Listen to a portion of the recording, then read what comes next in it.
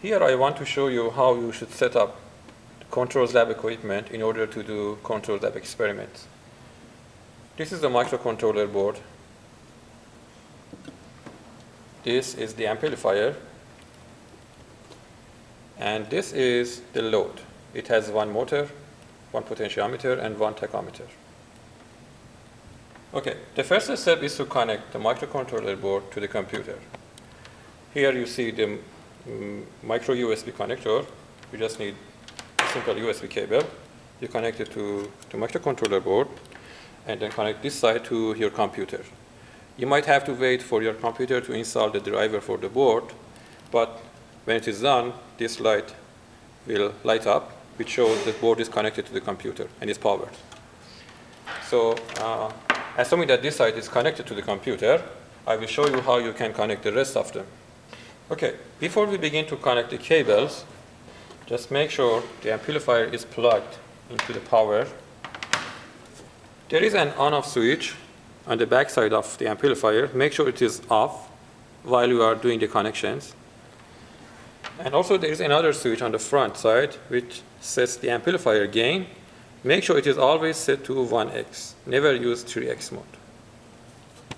When the amplifier is off, this light is off too.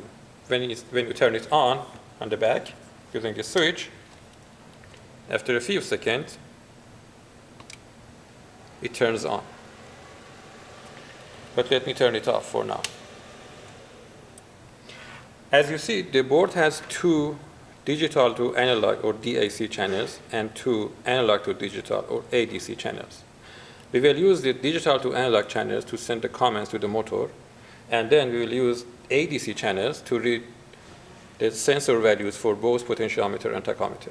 So let me show you how we can connect the DAC channel to the amplifier and then from the amplifier to the motor. So we are going to use DAC channel number 0, which is this one on the bottom. So in order to connect DAC channel number 0 to the amplifier, I will use this cable. So I can pick one of them, say the red ones.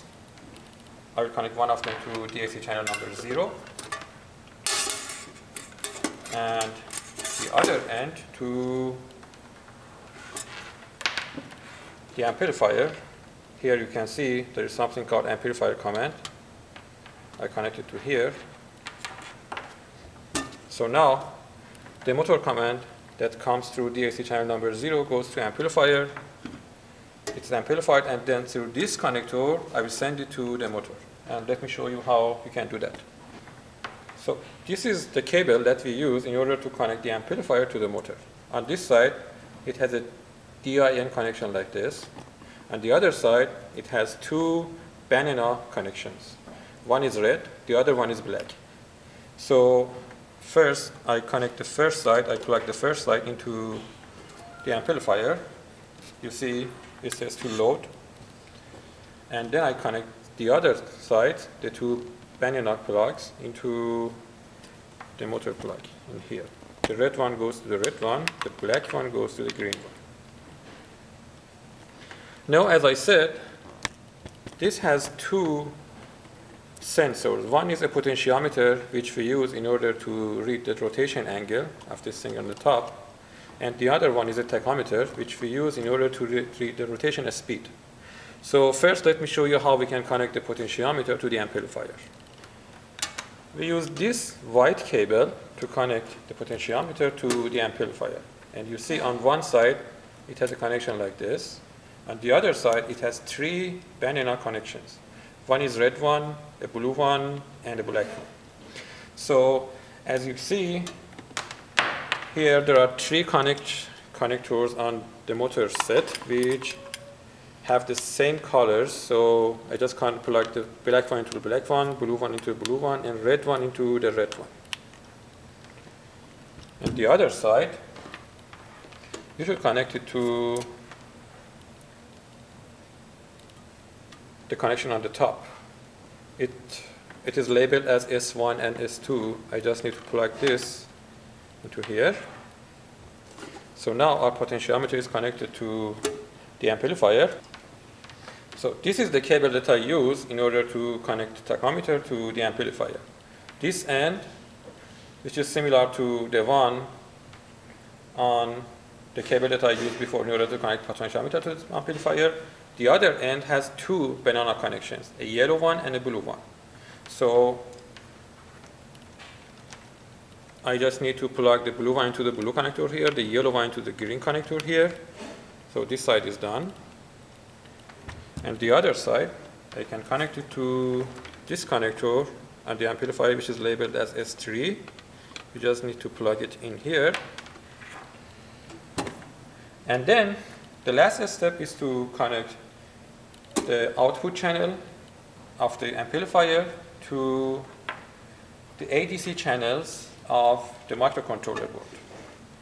This is the cable that I use in order to connect the output channels of the amplifier to the ADC channels of the microcontroller board.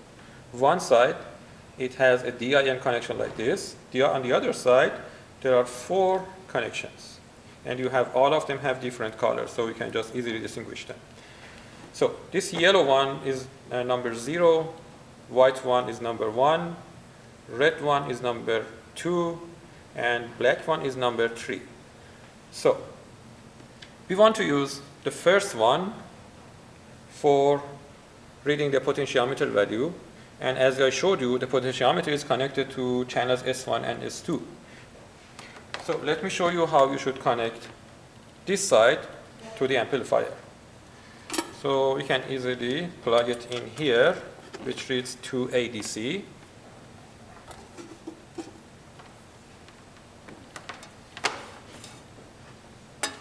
The other end, I will connect the yellow one, which as I said is channel number 0, to ADC channel number 0 here.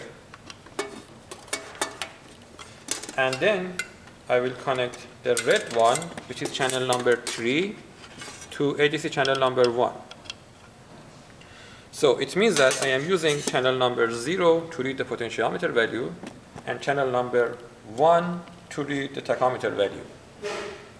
So everything is set up and is ready to connect that to the computer, set up our Simulink model and run it to see how it works.